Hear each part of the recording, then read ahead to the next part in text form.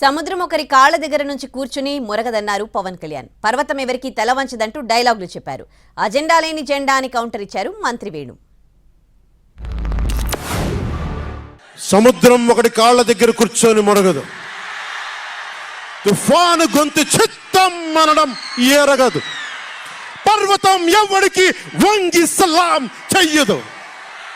గొంతెత్తితే ఒక దేశపు జెండాకున్నంత పొగరుంది.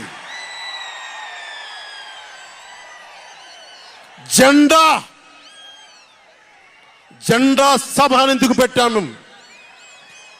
మీరు మోసే తెలుగుదేశం జెండా కానీ జనసేన జెండా కానీ మన పోరాటానికి స్ఫూర్తిది. ఎజెండా లేని జెండా సభ, ఒకటే జెండా తెలుగుదేశం జెండా. మోయటం ఎవరిది ఎజెండా? జన సైనికుల ఎజెండా. ఒకటే జెండా తెలుగుదేశం జెండా, దాన్ని మోయటమే జన సైనికులకి ఎజెండా అని నిర్దేశించాడా పవన్ కళ్యాణ్ గారు? ఆలోచించండి. ఇప్పుడు 19 ఆయన అన్నగారు పార్టీ పెడితే 17 గెలిచాయి, ఈయన ఒత్తిలో ఓటు వచ్చింది. దాన్నే వామనం అంటారు, మరుగుజ్జుగా మారిపోయాడు.